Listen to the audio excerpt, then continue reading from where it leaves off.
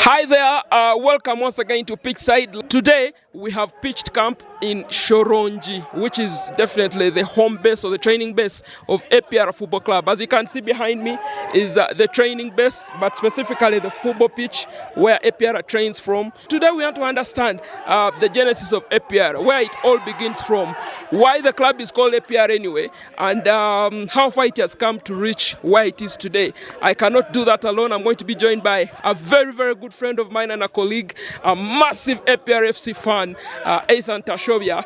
You guys know this boy. He bleeds APR left, right, and center. So, Athan. Hi, Tabu. How are you? Very good. How are you? Let's greet each other the right way. Bitese. No, ni sawa kabisa. Bite. Jebari kose. Mujebari kabisa. Mwebale emirimu gye mukolako gye mutuusaako engalo. And yeah, welcome to Kigali, Rwanda. Yeah, thank you very much. Yeah. I love the setup here. I love what I'm seeing. I usually see this on video, when the team is training. I love that this is the setup that APR Football Club has. But for starters, APR, there's a bit of French connection there. Yeah. Let's start with who APR is. What's this badge that you're wearing here? So APR has a military background to it. APR is actually Armée Patriotique Rwandaise. Yes. I hope I said that well because French people are going to kill me. Yes. But it's Rwanda Patriotic Army. So Rwanda Patriotic Army was the military arm of the governing body of Rwanda Patriotic Front, RPF, when they were still in the liberation struggle. Yes. So how did this club come to be? So in some years in 1993, when the liberation war was going on, RPF had captured some part of Rwanda in the north, close to Katuna border. That is a place called Murindi. So when they were there was a lot of course going on, and then at some point the fighting stopped when there was negotiations going on between the RPF and the government that was in power at that particular time. And there was a Arusha agreement going on. So the hostilities had ceased. There were a lot of fighting had stopped, and the soldiers, the APR soldiers, Rwanda Patriotic Army, were sort of like in chill mood. But these are people who are passionate about sports. So they sort of created teams, different teams, to keep fit, but also create a bit of connection between themselves. So that's how the football came about. They also had a basketball team, but also factoring in that the chief of the army at that time, who is also the current president, President Kagame, remains to be a top sports personality, a fan, a person who loves sports. It was an easy way for the party to conceive that idea of creating sports and teams. So they started playing friendlies with other political organizations that would visit them at their camp in Murindi. So that's how APR came about in 1993. When the RPF captured power, APR became a team. They actually won their first title in the first league when the league resumed in 1995.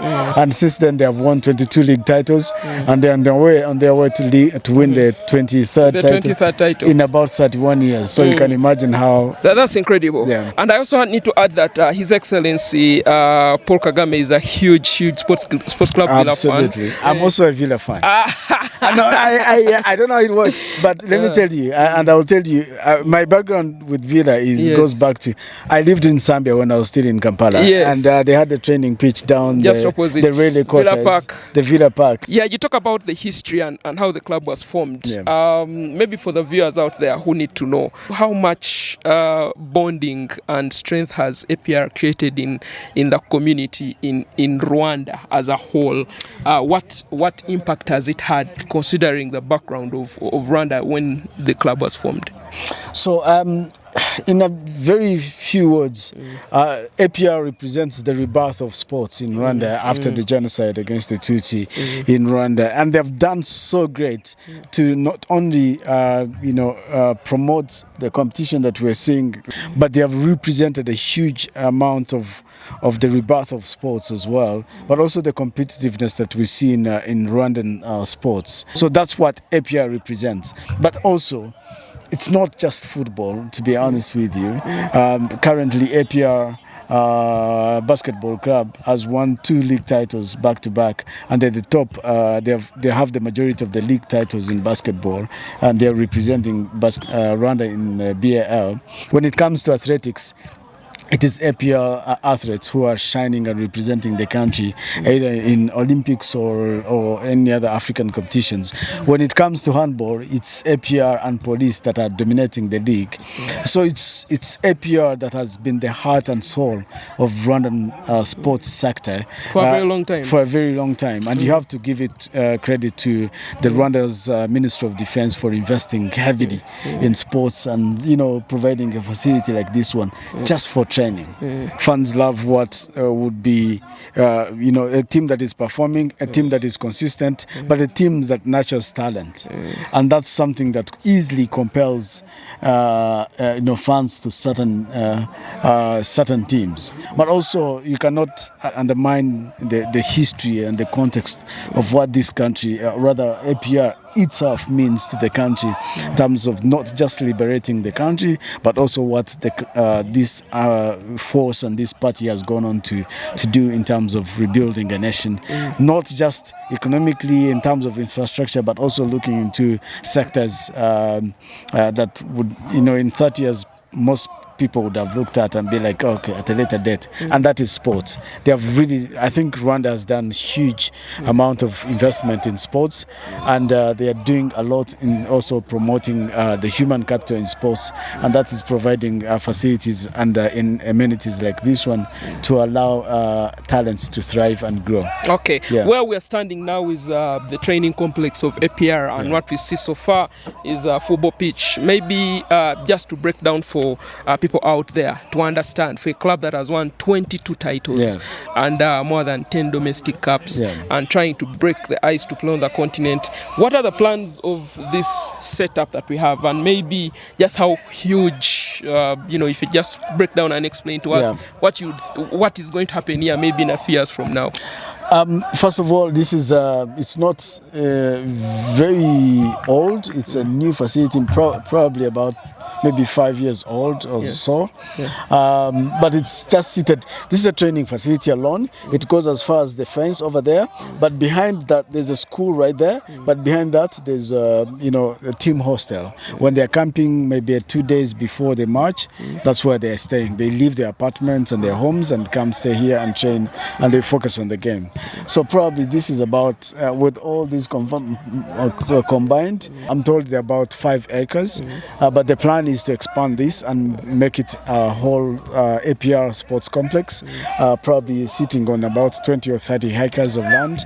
And there's going to be lots of training facilities being constructed. And considering that APR has so many teams from as far as the age of under 9, all the way to senior teams. So all these teams will be staying in here. But also, like I told you, there's sports, there's volleyball, basketball, and all the other teams. They will all be required to camp here. So you can imagine the amount of investment that will be going in here by the Ministry of Defense to make sure that they provide the necessary facilities for the teams to come here and find everything they need. All right, so you've given us a good breakdown about Shoruyengi, the setup, and maybe the plans that are coming up. My other next question should go to now the team, APR Football Club. Right now, you mentioned you're trying to chase for another league title, but also over time, we knew APR as a team that only used local-based players until it switched. Originally, you had some players who came in. You had Ugandans also who came and played for APR.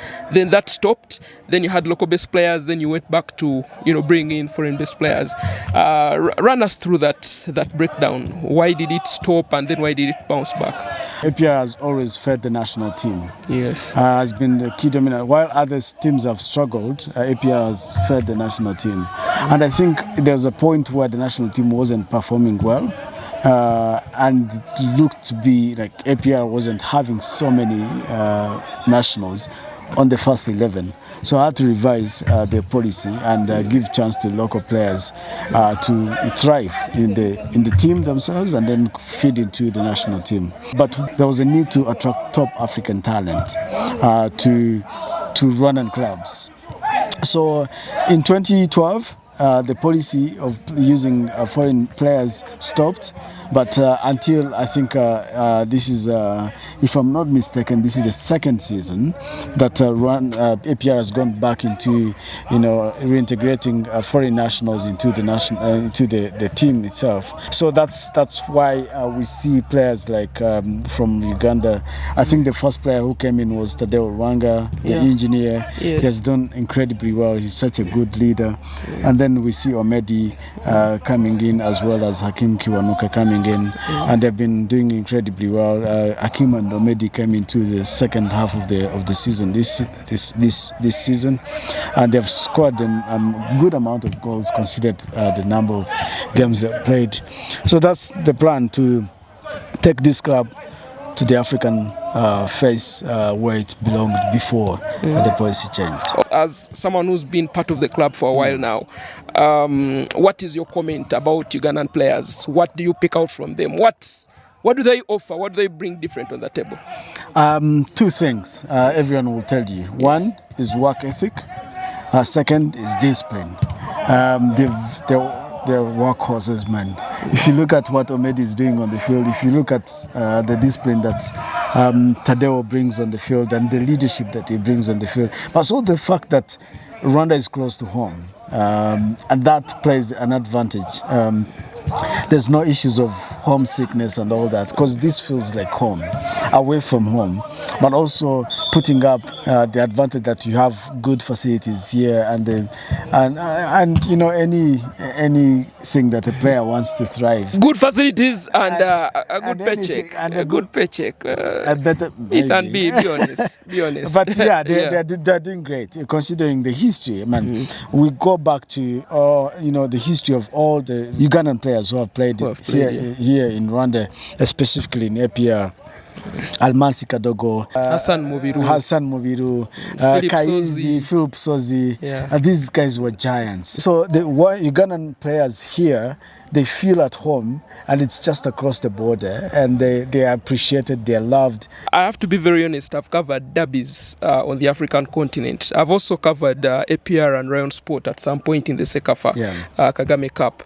And I have to be honest that derbies are those games that divide a country. All derbies across Africa, they divide the country. And I think I won't be wrong saying that APR Rayon Sport is also one of those. It's one of the most biggest derbies in the region. How huge a game is APR Rayon Sport in Rwandan football? Just paint a picture for a Ugandan out there. It's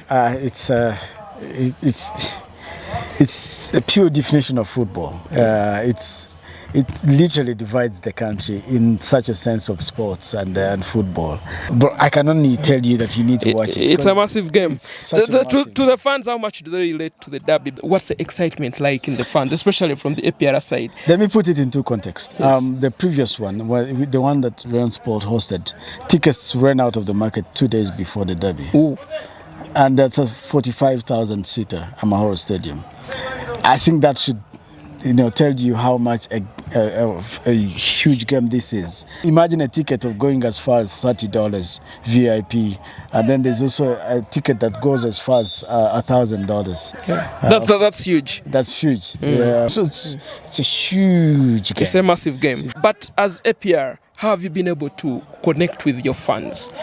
What are some of those incentives that you've put up to be able to fill up that stadium when such big games come up? Maybe just try and break it down for us. How does the club bridge that gap between themselves and APR fans? I think one of the things that APR has done recently is put up an application, an APR app, that brings the interaction between the club and the players themselves, because some players take sessions on the application to interact with the fans out there, and even offer free tickets to, depending on some of the questions are answered. So that's one of the things that brings the fans closer to the club. But it's also allowing open training sessions, like 3 days before the match. So sometimes you'll come here and find thousands of fans here,